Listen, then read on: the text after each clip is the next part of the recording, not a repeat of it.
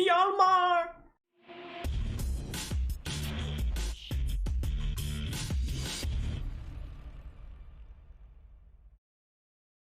What up, viewers? What up, what up? Cac Soups here, and welcome to the Friend Zone, a monthly video game show where I discuss the latest games with my friends. Today we'll be discussing a survival roguelike action RPG published by Gearbox. We're talking about Tribes of Midgard. We'll start off our discussion. One of the things I wanted to start off with is just there's been a lot of kind of Norse mythology Viking games recently, and so I wanted to start there. Then we'll talk about kind of our expectations going in, or what we kind of got once we got our hands on it. We'll talk a little bit about the tutorial, and then we'll jump into kind of the gameplay, you know, how long the loops were, because it is a little loopy. Talk about the different roles and classes you can play in the game. We'll talk about kind of building out the city. That's the survival portion. You actually kind of build out your kind of little Norse town there. We'll talk about fighting enemies and bosses, single player versus multiplayer, because you can play this with a rather big group of friends. And then we'll talk about, I don't know, potentially future content and what our final thoughts were. So let's jump right in and start talking to everybody. Hello, viewers, and welcome, Kevin. Oh, hi. Sorry. There was less lead into that than I expected. Hi, everybody. I'm Kevin, and I don't have an intro yet. Great. And we got Steven. Hi, everybody. I have the benefit of going second. Yep. Well, great. Let's talk some Tribes of Let's talk some Tribes of Midgard. One of the things I didn't quite know when to fit it in, so I think we'll just start it off at the top. Was just kind of how hot Viking games are right now, or like Norse mythology. Right, they're really hot, and so I kind of think that helps kind of lead into this. I have a little bit of a hot take on why there's so many Viking games. I'd love to hear it. This is kind of a hot take, but I feel like Vikings are a really safe place for a really safe historical place for people to go right now, because there's a lot of conversations just happening kind of in society right now about like who can tell what kind of stories, and while there's really no, like, the jury's still, I think, out on that. Vikings are a place where it's really safe for like big, multi-glomerate game companies. No one is like, the Vikings are not like a minority people that they have like less stake in their representation because of sort of white culture's hegemony. Well, I mean, I think there might be something to that, but I mean, you'd run into issues with white supremacist groups co-opting a lot of Viking iconography now and stuff. So it's not. That's true. That's true. Yeah.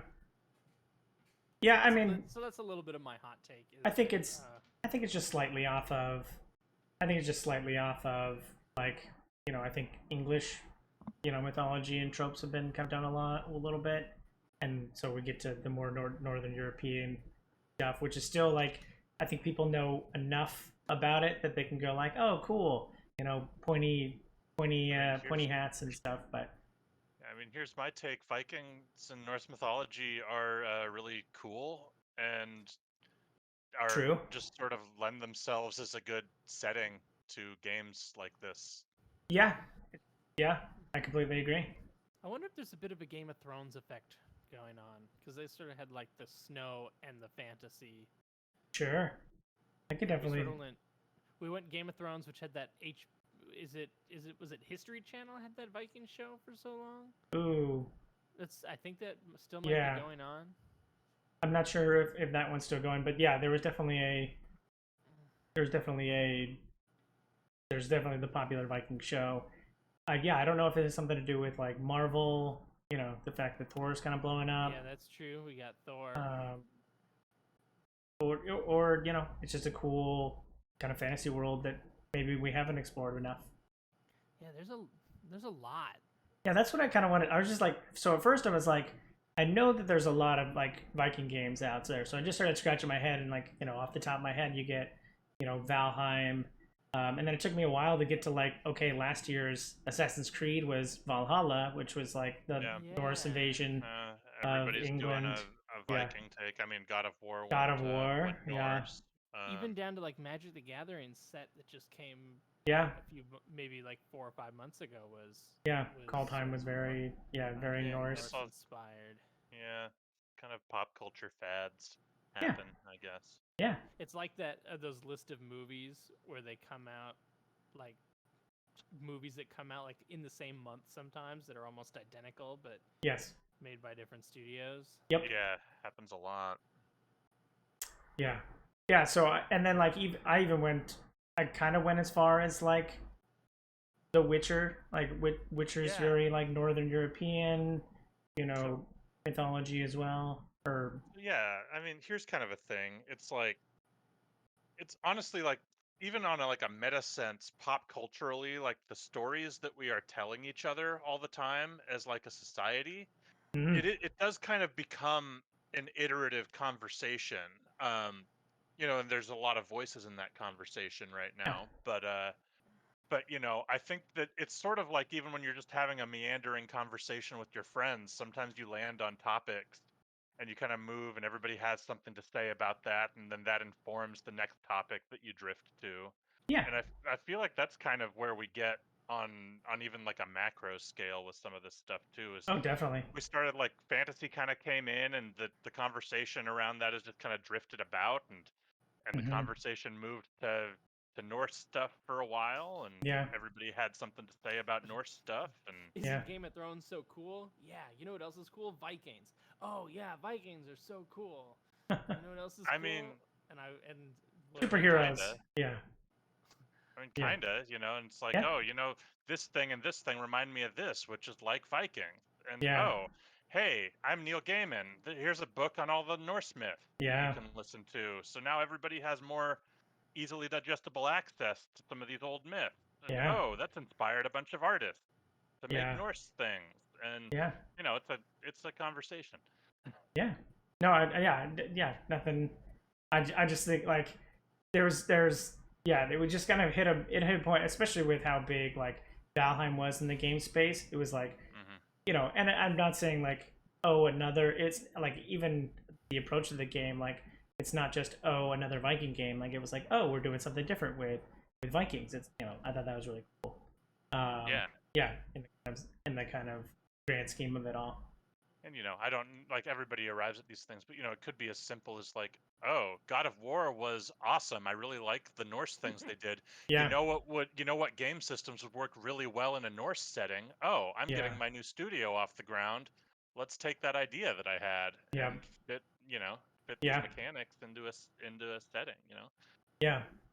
So going more particularly onto Tribes of Midgard, kind of what were we expecting going in, and kind of how would you describe it? Because I think, I mean, we've only known about this since like E3 this year, so like it wasn't a very long marketing campaign, and it was like they talked about survival and they talked about like building up a settlement. So I immediately went to Valheim because that was top of mind. That's not quite what I got. So there's a little bit of an expectation difference there. Yeah, going in, I was I didn't know a lot of specifics, but I was kind of just expecting like a isometric like Diablo meets Valheim kind of experience. And I didn't get quite what I was expecting, but I still had a good time with this game. Yeah. So the Diablo aspect, like I think I'm not sure how much gameplay we'd seen prior to launch, but I was just like the isometric view, like I got that, so I was like immediately, and I think they actually said like action RPG, so immediately goes to the Diablo aspects of it, and then but the survival part is where I kind of like the fact I just googled it, like they call it a survival game, and like I would push it a little bit more toward like a roguelike. Like sure, you like in a roguelike you're trying to survive the loop as long as possible, but I wouldn't necessarily call a roguelike a survival game, but I would call this game kind of like a roguelike. I also feel like this game has some roguelike elements, but I don't Yeah. feel like they're particularly strong. Yeah. Um, Yeah. Just yeah.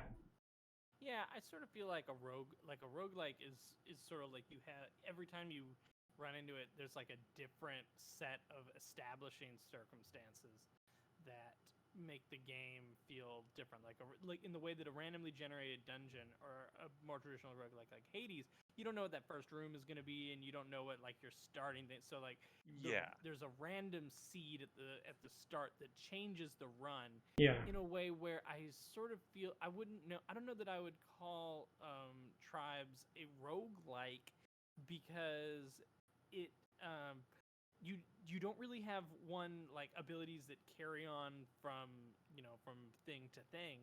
Yeah. In the same way that like I wouldn't call Minecraft a roguelike, even though it has a randomly generated I mean, world every time you jump into it. I mean, that's just it. I'd argue it has those elements. They're just not particularly strong. Like you do unlock new runes and new classes in between runs that then you can like there are carryovers and like you do gain progress and Yeah. unlocks that change what you have access to in your future runs. But where I feel like it's really weak actually is the strongest roguelikes, like you said, you don't have an idea what that first room is going to be. You don't know what your Yeah. drops are going to be.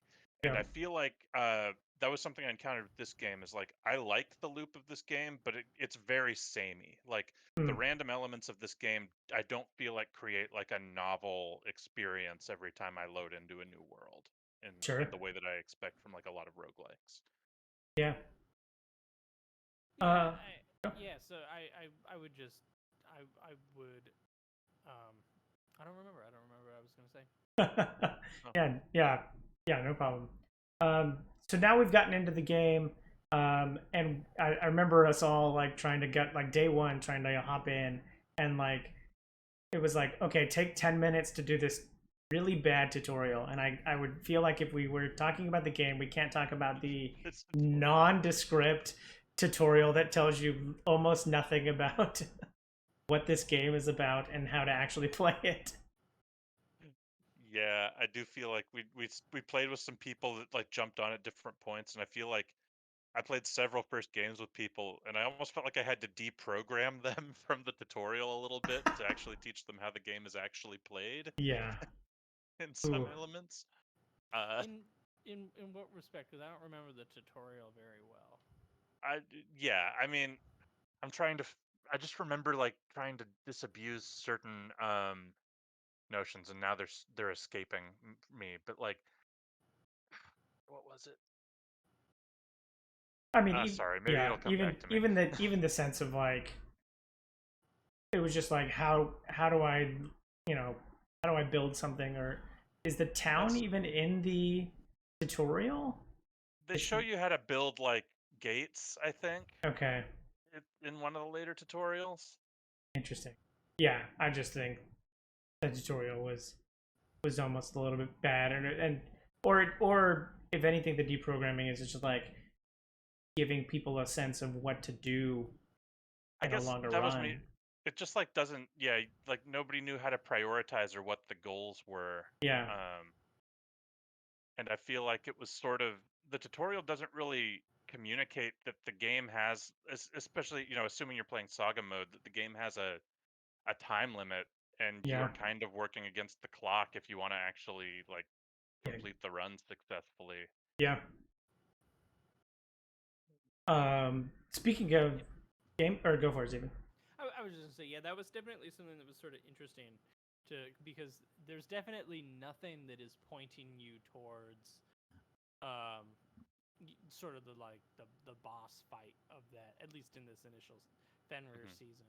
There's no Yeah, there isn't really anything that is teaching you how to do that, which it depends on sort of how they view that fight. If it is something, and obviously like based on some of the cosmetics, I guess they must assume that you're going to be fighting it multiple times because yeah, it definitely feels like they want to funnel you into that fight, but the way that they've set it up is more like something like a mystery that you might not discover depending on who you're playing with until like, you know, a long time in, like, oh, what is this bridge? And then, oh, I'll build the bridge this time and see what's across there. And, Yeah, the limited, or I don't know if it's too much noise in the UI or what, but like even knowing that there's just like that task at the upper left, like I don't think I noticed that several hours into the game, like even until like I completed a run, like yeah, the whole just like task of like, you know, oh, go find the hideout or whatever, and then now go find the bridge, or yeah, it was. Or does it even tell you to go find the hideout? I don't know that it does. I think it just. Let's see. I think the steps are like gather and prepare, then Yeah, kill the Jotun, and then it's just find the then it's just bridge. find the bridge Yeah. and rebuild the portal. So like, if you don't find the hideout beforehand and like go through it, Mm, then you only really find out you need hideout fragments once you get to the portal. interesting.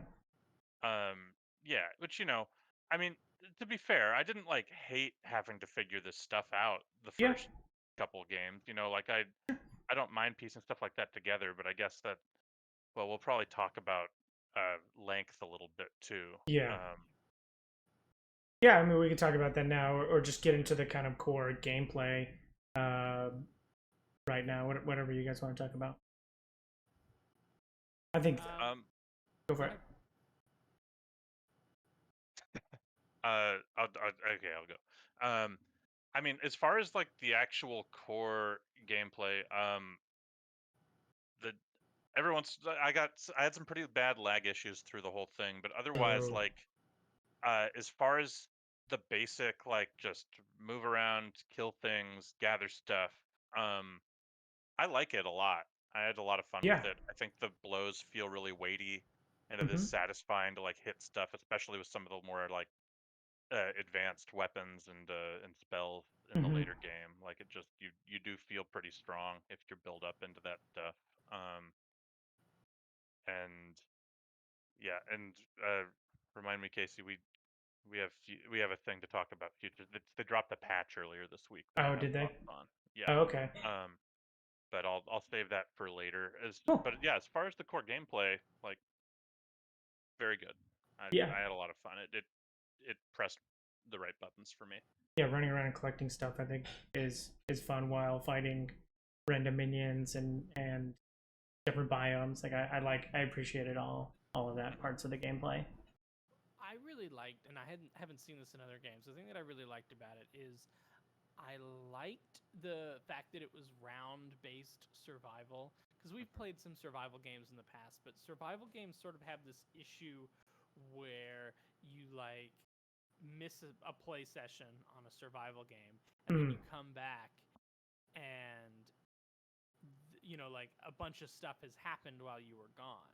And so now it's like, Yes. oh, okay, so now the base has moved over here because of that thing, and now everyone's moved on to iron tools. And mm, so what I really liked about this game, about Tribes, was that it was round based. So it was like you jump in, and you still can do some. You have to do some of the like go around gathering sticks, but the way that the like loadout kind of thing worked is that over time, yeah, you did sort of get better build outs. So it's like, okay, so I don't have to build, my armor because I'm already wearing it. So I can skip yeah. that part, and then I can just do this stuff, really. But if you miss a play session night with your group or whatever, it's not like you come back and they're like, oh yeah, we're all wielding Mjolnirs now, and, and you're like, oh Yeah. okay. I think that was especially one of the we've played a lot of these kinds of games, but I know a lot of folks really felt that last time we played Valheim in particular, because some people just go harder on those games than Hmm. others, and it's Totally. hard to come back and like everybody, half of the team has explored the world and is trying to go on expeditions to the far reaches to get the really good stuff, and you still like have your wooden shoes and your flint Yeah. axe, and you're trying to learn how to play the game. Yeah. And that always makes it kind of a weird disparity there. I agree. I really like the session-based sort of, and I guess that's the other roguelike thing is, that you start a session, you start from square one, Yeah. and everybody kind of starts. A few people might have a few more doodads or recipes unlocked, but like Yeah. everybody starts as a naked dude with a couple of items from your starting kit. And Yeah. that's nice.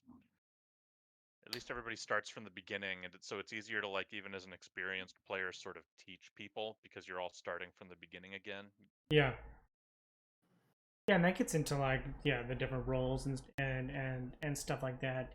I don't have a bullet here about like exploring, but I guess maybe that's part of the roles too. Is like different roles are tailored for exploring versus Yes. like collecting materials versus doing damage and all that kind of stuff. Yes. Are we talking roles now? Yeah, let's talk about the roles and classes, because I don't even think I didn't unlock all of them, and I think I just kind of found my rut and stuck into it, which might be different than other people's play. I think the class balance in this game is hot garbage, and they should do a whole repass and rebalance of all of their classes. All right, don't sugarcoat it or anything. I think that the yellow classes are so hilariously more powerful than all of the other classes, besides maybe the warrior. Okay. That it's really kind of unforgivable. Powerful in the sense of just what that their only the yellow damage? Classes have, like, yes. First of all, like, for some reason the healer class also has the best attack speed boost in the whole game. Okay. And also the two yellow classes are the only ones that have perks early in their trees that fundamentally change or let you ignore core game mechanics in a way that makes them just a lot more powerful and versatile than a lot of the other classes. Like The seer is immune to weather conditions, which lets them go anywhere right from the start of the game, basically. And and that's huge right there. I mean, that means that you just ignore all the potion making or any of the armor upgrades. It's insane. Because everyone can use all. There isn't even like a class of weapons that the martial classes are.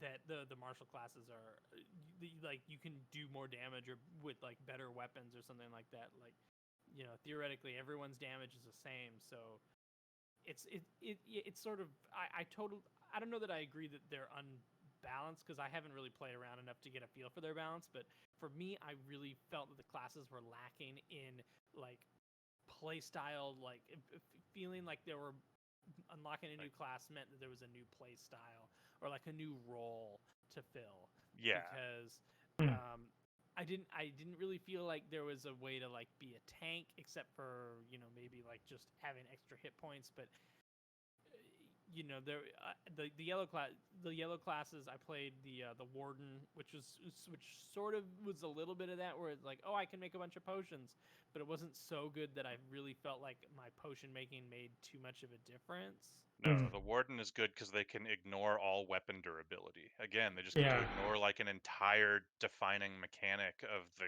gameplay loop for all the other classes. It's and I unlocked and played all the classes, and I will say, like, at least fairly, like, all the classes are playable. Like, none of the classes are so weak that it's like, oh, why would you play that class?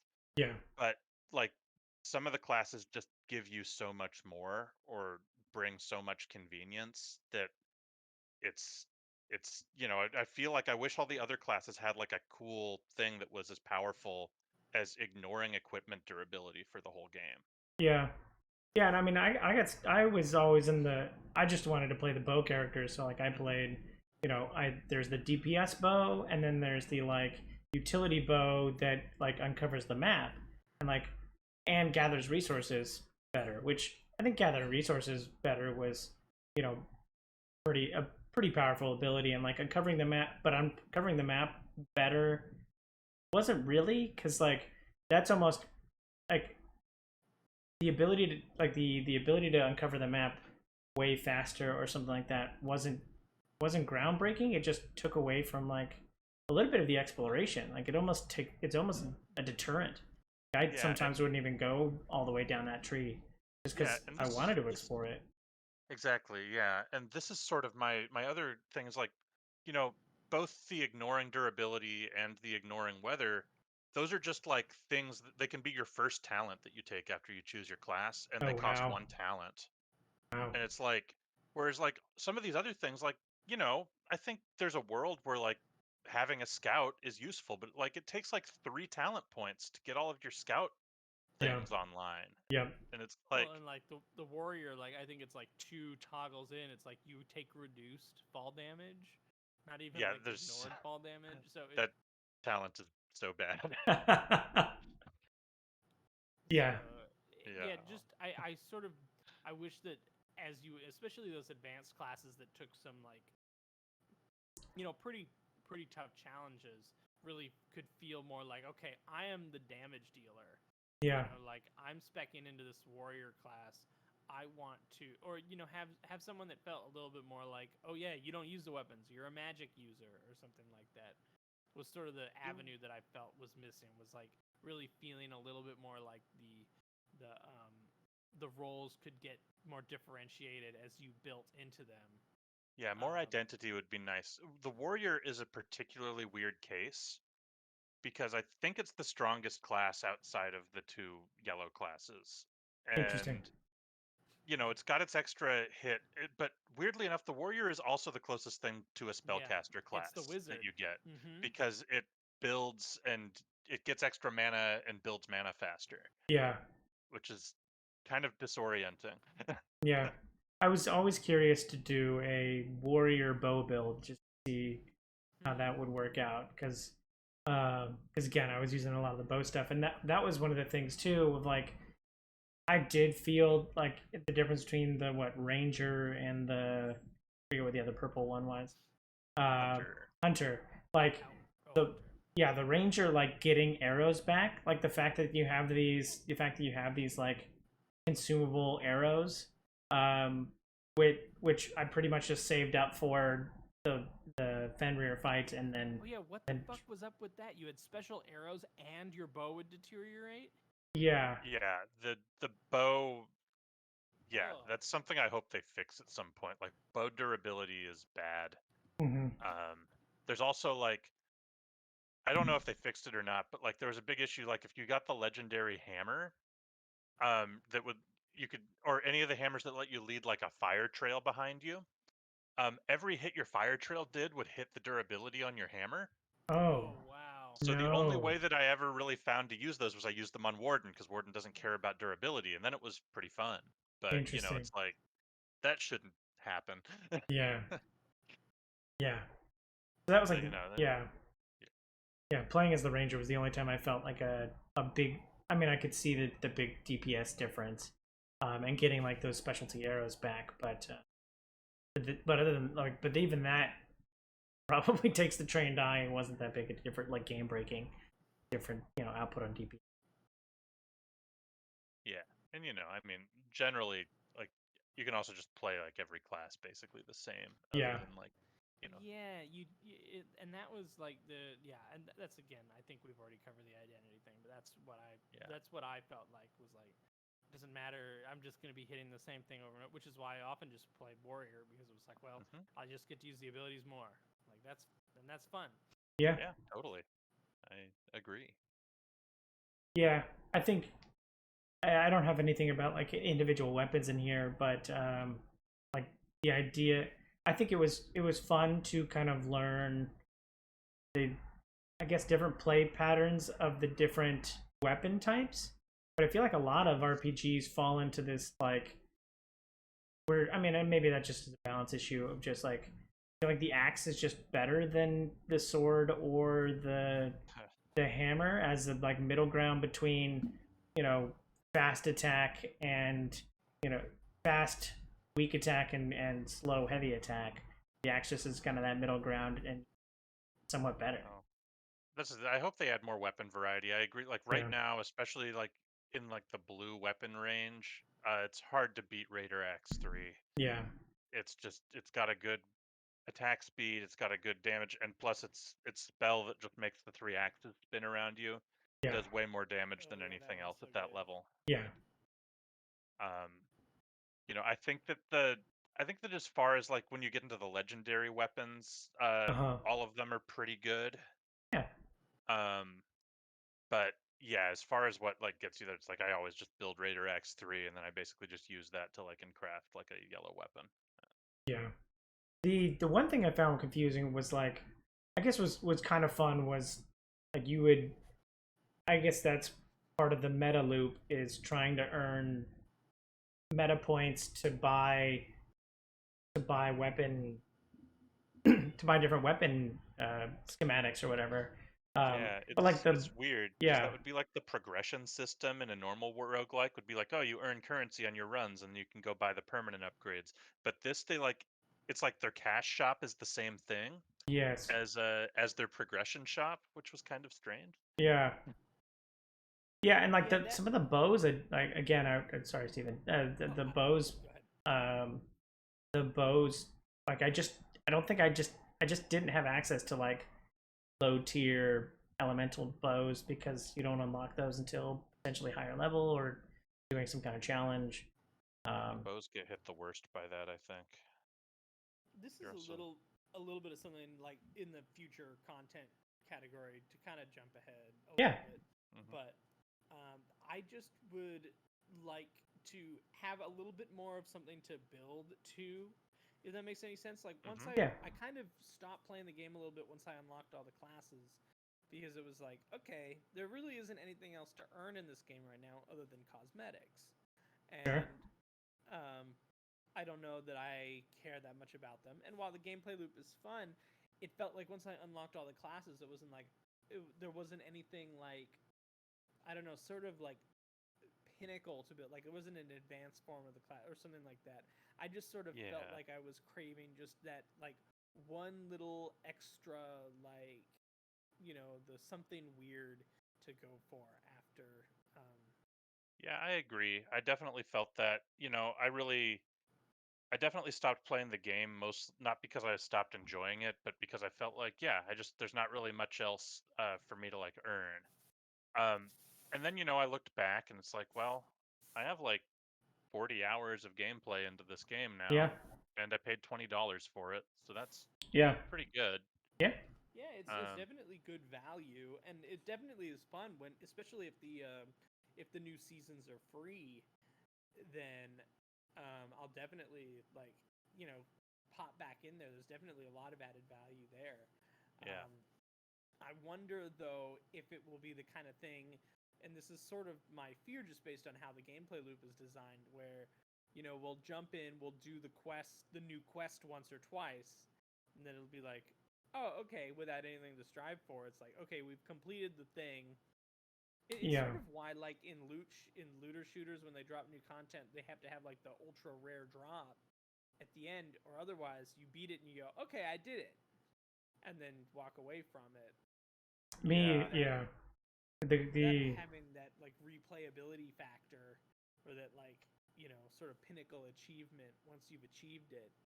Yeah, I do feel like there's a little bit of an identity because like some of the structure for like their content and their season pass, like it kind of makes you like the trappings make you feel like this is a live service game. It should have incentives to keep me playing, and then the actual game that I feel like is there under all of that structure, yeah, it doesn't really lend itself to like that replayability.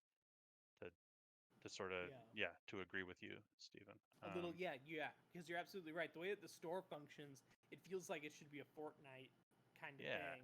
Yeah. Like the thing makes you feel like you should be on a treadmill trying to unlock more stuff or do more achievements to get, the next thing. But then you really do get to a point where it's like, what else is there? Oh, I'm missing like one or two recipes that I would probably never build when I play the game anyway, except for novelty. Okay. Yeah, meh. Gotta have grind. Gotta have grind. I got a little bit of a bone to pick just about the world, and it's particularly the way that it generates.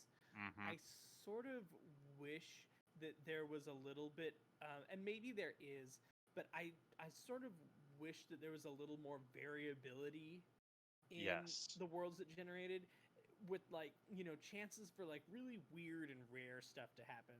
Ooh. Because it has a sort of similar feel, I think, to the world generation of Minecraft, where it like drops you in certain biomes, but the coolest seeds in Minecraft are the ones where like because it's procedurally generated, or kind of similar effect to No Man's Sky, where like really weird stuff can go down. Yeah. Yeah, it would have been nice if there was, and I think that would be something that could really help the variability of their gameplay. Is like if certain seeds didn't have certain things in them, for instance. If there was a biome that like if you weren't guaranteed to get every biome every time, Yeah. and the loop was allowed to compensate for that, but like that would just something that like gets you excited when you're out and you discover this thing that you've never seen before.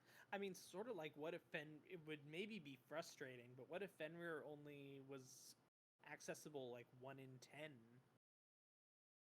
Like what does It would that do just to the gameplay loop? It might I don't know if it would feel frustrating or if it would feel like maybe Fenrir's always there, but then there's like a second alternate boss or something. Yeah, That maybe a is there secret when second boss. I think because it would take some restructuring, because I think yeah. because of the way that the game is structured right now, if you load into a world where Fenrir isn't there, then it's like, guess I'll kill a couple giants. What am I doing here? Yeah. Yeah. I found that with I found the procedure I with the ugh.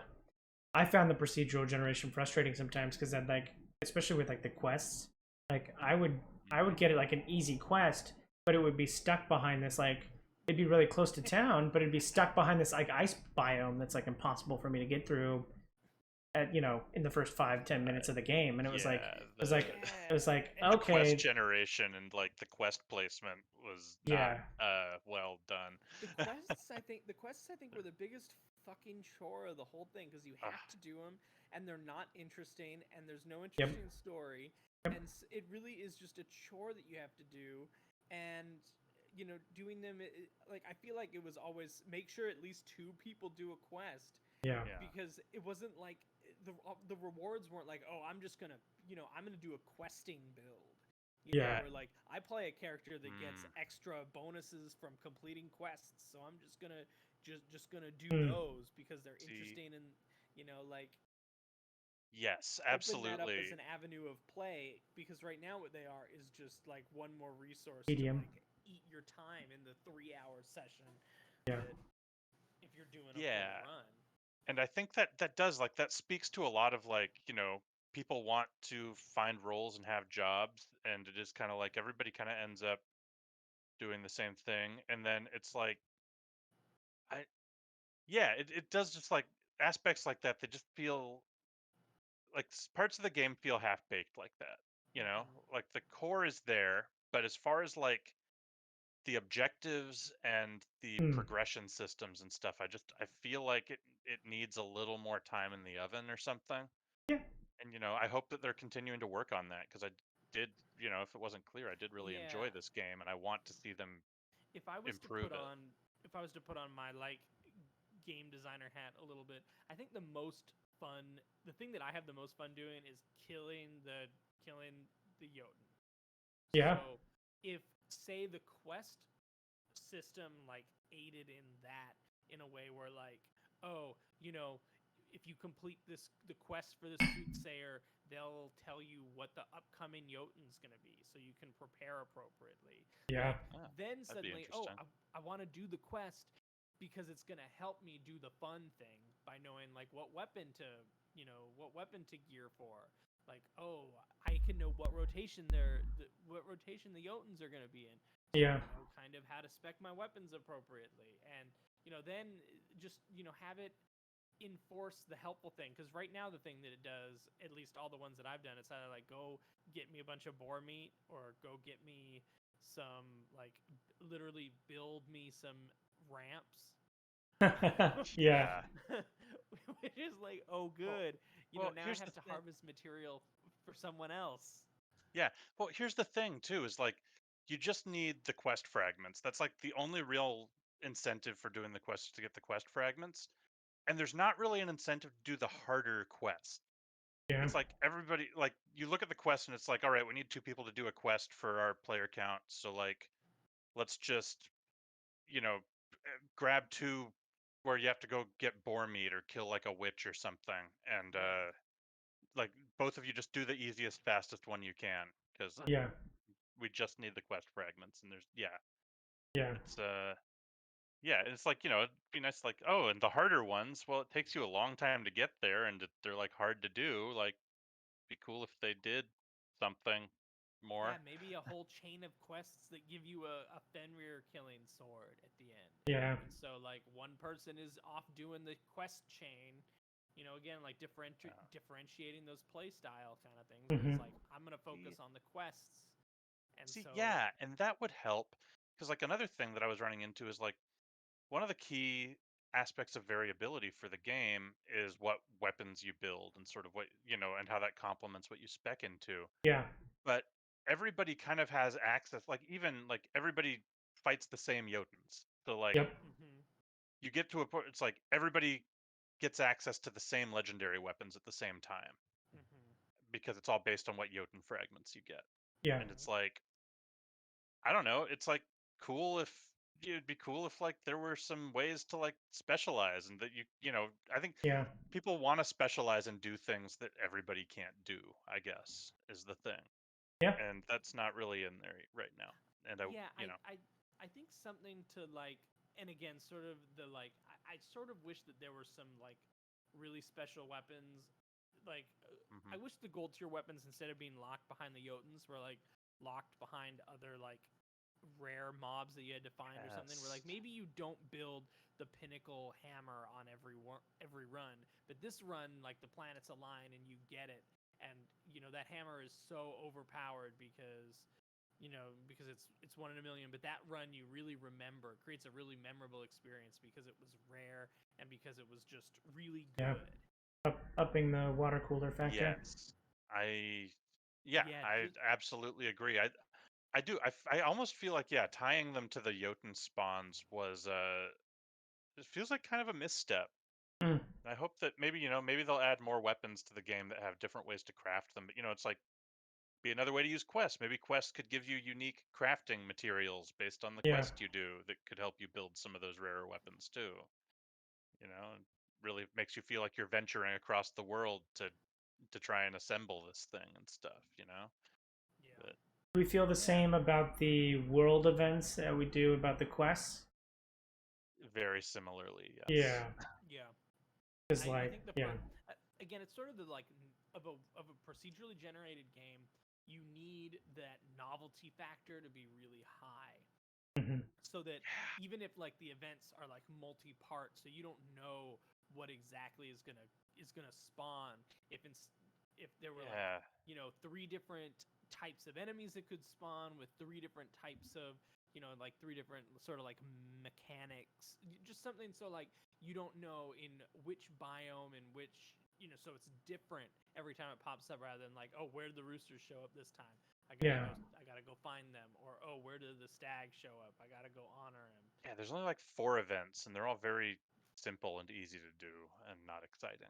So there's that. Even though it's pretty difficult to find the dude in a cage. Oh yeah. For some reason, it's always impossible to find that guy. Yeah. Fortunately, I just like don't do that one. Yes. I just like that one spawns, and I'm just like, oh, I don't do that because the stag is so much easier. Someone just go get a stag twice. Yeah. And we're done. The fact that you need 2 of them, and that the harder ones. This game is sort of like an interesting economy lesson in that everyone's gonna go do the easiest thing possible. Yep. It's I mean, if the rewards are the same, yeah. Yeah, exactly. It's the path of least resistance without the rewards being balanced. It's sort of like in Destiny when whenever there'd be a thing where people would just do the forge farm and just like sit AFK to like generate a bunch of this resource. It's like players are always gonna figure out what is the thing that we can like maximize, because that's like part of gaming the system. Yeah. Like, I'm just not gonna go free the prisoner because it's hard, and because I could do the same thing if I just go find a rooster when another one spawns in 3 minutes. It's hard, and I don't have to do it. It Yep. doesn't really get me anything to do it. Yeah. Yeah. Go for it. I have sort of one more little thing, and that is it's a little bit of don't quite know what the whole like brand, and this is I'm gonna come back to the game here, but I'm gonna go on a little walkabout. I don't love the name Tribes of Midgard because I don't really know what it's. I don't think that it makes sense for what this story is in the game, and that comes a little bit back to some of the like quote tribe building mechanics. At no point did I ever feel like I was building a tribe. Nope. Yes. I had the same sort of NPCs that very quickly get built up. You very quickly like build up your base, and then you almost never come back to it. Yep. So what if you had? Yeah, I wish you. And this is something I was maybe I'm sorry. I'll let you finish. No, I think that I was kind of just. I think you're about to just jump off this point and make some of the same things that I was going to say. Is just once you have built up that like initial base, you leave and you don't come back to it. And I wish that that was something that I was sort of wishing a little bit more, and sort of just confused me again about the names. Like I didn't feel like I was building a tribe. I felt like I was, like slaying monsters. I felt more like I was conquering worlds rather than building tribes. Yeah, and this is something that I had sort of an expectation of that wasn't met when I actually played the game. I really thought there was going to be more of a building your base and defending it being the main focus instead of what it ended up being. And I also just like, man, I know like all the NPCs are pretty essential, but I think it would have been interesting if like you spawned in and you had to like go find them all, Sure. or you had to like build, like you spawn in, you're just around a tree, and you have to like actually go out and like find these people to like get the base set up and stuff. That's kind of more what I was expecting. I remember being pretty surprised when I loaded in. I'm like, oh, the village is already like here. It's already built. Well, and there's like already a dude that sells you potions. Yeah. Yeah. Which It's like seems like it he should maybe hungers be a for little, souls, but a little further down the road. I don't know, like maybe once you upgrade your town with a certain number of souls, then the potion guy shows up. Or hey, the event spawns where there's a prisoner, and you go rescue the prisoner, and the prisoner joins your community and starts selling new stuff. And he's the potion guy. Yeah, something like that. Then I'd go save the prisoner. Yes. Yeah. So I just those are sort of I think my two other than sort of the classes. I just wish there's a little bit more uniqueness in the runs, because they do start to feel samey, and part of that was just that there's no differentiation, I think, of how you can set up the village. There's no way to learn like, oh, okay, if I set my, like other maybe like tower defense games are like, okay, if I can set the walls up this way to make a kill box that for fully upgraded archer towers are more effective. Or there wasn't that like base buildy thing, and no game needs to have everything, but in what feels a little bit like a tower defense game, that for me is a part of it, is figuring out how to optimize it. And there was not. Yes, I was expecting more of that for sure, and I do agree. It feels like it's missing. So if the game is about knocking down the bosses and finally getting to the end boss, like, were we satisfied with the enemies or the big bosses or those kind of fights? Yeah, I kind of agree with what Steven said earlier. I think my favorite part of the game was like fighting the big giants. Yeah. And fighting Fenrir, those are sort of the climactic encounters of the game, and I think that those feel pretty good. That is the thing that now that I've sort of like kicked the game down a little bit, time to build it back up. That was the thing that I enjoyed the most. It always feels good when everyone gets around and the giant is edging closer to your wall, and you really don't want him to kick your wall in.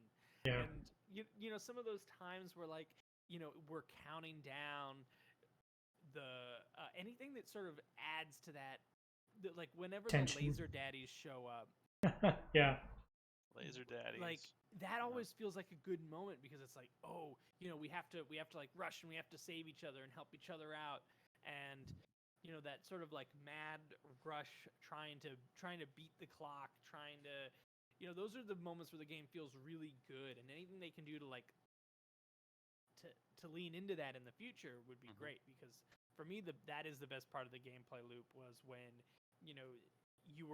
when the big enemies that you have to defeat were edging closer to like total disaster. Yeah. And as much as on my wish list, like our class changes, rebalancing, I would like to see them rebuild everything. Honestly, at the top of my wish list is just add more giants, Yeah. add another end game boss or 6, and just that's for all of its flaws, if they added like 3 more Jotuns, or maybe, I guess the only thing they could do without totally upending their element system would be like combined element Jotuns or something like that. But like if they added 4 more of those in a new like world quest, I would definitely jump back in and do some more rounds, because that idea of like, oh yeah, killing the Jotuns is just fun. Like it's just fun to be a little guy and hit the big guy. Yep. Yeah, it's just like, it's a really nice, this is one of those things. Again, the game feels good, and the way that they do it, where like you get to the Jotun and the camera pans out and you feel all small and stuff like that is really well executed. Yeah. And definitely one of the strongest like moments that the game offers. And they're like slamming the ground, and like trees are falling, and like other like smaller enemies are just dying around it, and you're just like rolling away, trying not to get sliced in half. I'm so glad that they left collision on for environments and left friendly fire on for enemies and stuff. Yeah. It's really fun to just like watch the freaking ice explosion just wreck all of the little enemies that aggroed to me while I was fighting this thing or something. They need to make traps better. Traps are another. Yes. They need to fix just. Well, and that's another lane. Like that's like the hunter. Yeah. On top of being the scouty class, can also kind of be the trapper class, but traps are just so like nothing that that's another part of that. Yeah. That class that just doesn't. And it takes up potion slots. Yeah, it's. And you can put powerful weapons in them, but why would you ever do that? Yeah, the opportunity cost for that seems awfully high. I guess the other. Go for it. Oh, I guess the other thing is, like, I know most of the experience was in saga mode, but I did spend a little bit of time in survival mode, which is well, it's more of the game, just it doesn't end and it goes through cycles and like season cycles where days are longer or shorter and stuff. Yeah. But that was a point where it's like, you have so many resources after a point that it's like, God, maybe I would start putting powerful weapons into traps just out of boredom. But that's like the only time I'd ever start doing that. Yeah. Like on day, like by like day 40 of survival mode or something. It's like, oh, I have all these extra resources. I should do something with them. Yeah. It's interesting. I'm surprised that there isn't, like, for having the season mode that doesn't really interact with Saga. Is there anything other than like the temperature and the day and the night cycle? For survival mode? Yeah, and anything that like changes? Not really. The Jotuns get incrementally more powerful every time you kill a Jotun, which also creates kind of this frustrating situation where if you're trying to survive as long as possible, the best thing you could do is wait for the Jotuns to get as close to your base as possible. You don't want to go out and kill them too fast, because the timer for the next Jotun to spawn starts when the previous Jotun dies. And if you're trying to survive the longest, then you want as much time between Jotun spawns as possible, because the Jotuns get incrementally harder, and if you kill them fast, you just get faster and faster, harder and harder Jotuns. So they're infinitely big. Yeah, so it's like the like optimal strategy is you either wait for the Jotun to get to your base, or if you're just a complete nutcase, you go out there and you run around under the Jotuns without killing them to like slow them down as much as possible without killing them till they get to your base. Oh wow. Which is, I tried like one time and it was so boring. Yeah. Yeah, I mean, that literally, the optimal strategy for survival mode is to avoid doing the thing that we enjoy doing as much as possible. Yeah. The thing that we said was the best part of the game. This mode is like, what if you just avoided that at all costs? What if you? Yeah, it's like you go out, you get them their health low, and then you wait for them to get to your base. That's like the best thing to do. You just line the 500 meters with very powerful weapon traps. Yeah, there you go. Yeah, just build infinite traps and domino effect them in. I did want to circle back to length because as we go into like single player experience versus multiplayer experience, just the 3 hour loop felt a little long. Like that was pretty much like a night's worth of gaming, which I agree. and like I feel like I would want, like, in a night I would want to be able to get, one, maybe 2 runs in, but like the depending on how long, how far you get into the day, to the cycle, like, yeah, just that 3 hour length felt a little long. This is something else that felt really dissonant to me. Okay, so I love that you can play up to 10 people in this game. Oh my god, that's yes. great. That's like an awesome player count. Like anybody that you want to play with can play with you, except that if you want to play, as long as they're there at the very beginning and they want to start with you, because assuming you're playing saga mode, if you're playing survival mode, which as I said, is a lot more boring, but does have drop in, drop out gameplay. But like if you're playing saga mode, it's like, yeah, saga mode is so long and people can't join partway through. So you need to have all 10 of those people for survival mode, or I guess you leave your lobby open and get a bunch of randos joining, which I did not try at all. Didn't want to go down that road.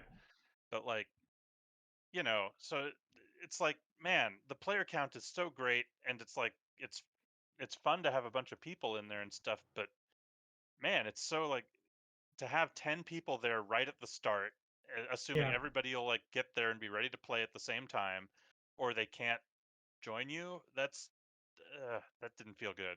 Yeah, that's a lot. I think it kind of the round length sort of factors back into the sort of broken reward system, because the rounds can be as long as they want, as long or as short as you want, but because of the way that the reward system is sort of backwards, or just sort of lacks anything to really strive for, there is really only the only really incentive is to maximize your run, which is to go for Fenrir every time, as opposed to there being like middle goals for like something to spend your horns on, other than like whatever happens to be in the shop right now. Yeah, if there was like a progression talent tree or something that you can put your horns into, then it's like something that justifies, I just want to do a couple of quick runs here to get this resource,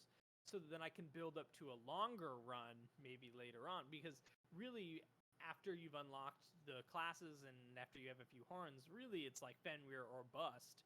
Because like the saga, it sort of feels like they intended it to be like, that's like you really want to push it, and you know why it takes like a long time to like figure out and to like puzzle out the different steps and what you need. And quest fragments, where do I get those from? But because the reward system doesn't have any kind of like built-in rewards other than just like go for the maximum number of horns, like go for the 15 days, fight Fenrir, and it just doesn't reward a shorter run. Yeah, I think that absolutely. And we even did that every once in a while. Like someone new would join and be like, well, we just killed a giant. Let's just leave and Bifrost out. Let's Bifrost out so that we can start a new one with a bigger party. And it's like, that was okay, but it always felt like a concession. Yeah, it felt like we weren't getting as much out of that run as we could have. Yeah, it was like, we'll just restart real fast because we're not that far into this one. Yeah. Then eventually it's like, man, am I getting anything from running this game anymore? But yeah. Yeah, again, like if the shop was a lot bigger and there was just a ton of stuff that you could get in the shop, then getting those horns would be good, because it's like, I want this and I want this and I want this. But pretty much you can get like 9-10 horns from doing a Fenrir run from a shop that updates once a week. So, and like, frankly, I have everything in the shop now. Like, it didn't really take that long. Yeah. And the biggest limiting factor was waiting for the store to rotate to the stuff I didn't have. Wow. It's just like it's like you see like every item that the shop has over the course of like maybe a week and a half, and there's really just not that much stuff in it. Yeah. Yeah, and I mean, and eventually we got around to the point where like we were turning off the cosmetics that we were supposed to buy. Like that's like it's bad. Yeah, some of the cosmetics just didn't look good, and I turned mine off because the orange weapons, like when you buy the big armor and the big weapons, I want to see the big armor and big weapons. Exactly, like the end game armor, like I want to see that on my character when I build it, and so I ended up turning off my cosmetics because like if I build the big lightning sword, then I want to see the big lightning sword. I don't want to see whatever like drab health thing sword I have on my sword cosmetic slot. Yeah. I think they would be well served to look for something more like Call of Duty or Fortnite does with the wraps system, where it's like a texture that you can put on. So you still put on the cool armor. It just is sort of some of its aesthetics match what your cosmetic is, rather than the whole model is just replaced with your. Rather than glowing yellow, it glows blue or orange, or it glows a different color. This one is makes the lightning sword have retro wave neon glows because you have on the retro wave thing. See that would be cool. Yeah. Then it's like, okay, I want this theme, so it's like all the weapons have a theme version of it, which obviously requires a lot more work, but would make those things. Yeah, I don't know how realistic it is, but like man, ones that like change how the spell effects look on the big weapons, or even skins, like the weapon pool. I think the intention is for it to expand quite a bit, but right now it feels small enough that it's like, man, I could just have skins for specific weapons almost. Yeah. Yeah. I don't know how much I would like that, honestly, in practice, but just something so you don't feel like you have to compromise between having a weapon at the beginning that looks cool and is something that I've earned through my progression.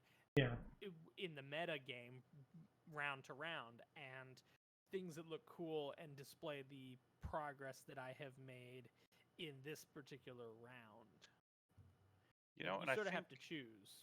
I think that speaks to sort of the crux of what a lot of these issues we're talking about is like the meta game and the like actual in-game progression, like they just don't play nice with each other, really.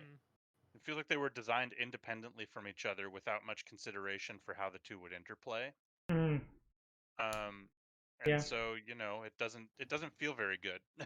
And based on market trends, we can almost certainly, it almost certainly went the direction of they had this game, and then someone at the publisher was like, oh, well, how can we monetize this? Can we put a Fortnite something on it? And they were like, give it a season pass. Okay.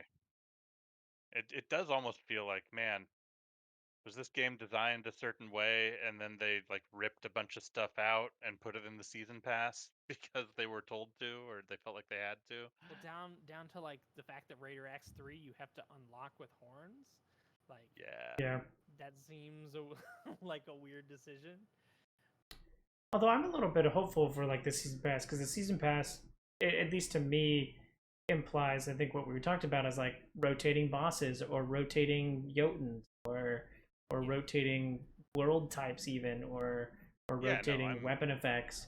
I'm in for that sort of thing, and that's why I am really excited to see where they go with it. And especially because even if what we are describing did happen, that would then imply that future seasons will be designed with this monetization strategy in mind, so they can kind of course correct for that a little bit. Exactly. I am hoping that this was sort of like, sort of dry run. A lot of the development was just getting the game on its feet now, and hopefully they can, design their future content to maybe fit together a bit better. Yeah, big Smash Big Giant fun. So long as they find new ways to smash Big Giant, then I'll be there for it. Right? Yeah. So there is one other thing. I know I mentioned there was a patch this week. Okay. Do not be excited about this patch. It was mostly a balance patch. There was no new content added or anything, which is fine. They have their mid-season update is I think scheduled for later this month, and I'm interested to see how big or not big that will be. Yeah. But all that they did with this update, there were a few like balance changes, bug fixes, and then they just made survival mode harder, basically. They just they made it so, I think this is actually in both modes, but they made it so Jotuns drop less souls, and they made it so that Jotuns have like more health and do more damage. And that's it. I don't feel like either of those things were the issues. Yeah. No, and that makes me kind of nervous. Not even like less jawbones or like less parts or anything like that. They didn't really do very much to like the item economy or anything. It was like just like Jotun difficult. They just made the Jotuns harder. And it was like, I don't know that was really needed, guys. You know, I don't know if they've just felt like survival mode was too easy, or if this was like a ham-fisted attempt to make survival mode more engaging. Cause like if you play long enough in survival mode, you kind of like you have so many resources and everything's unlocked and upgraded. Like it gets pretty easy for a bit, but it's like, I don't know if this was the right move for that. Yeah.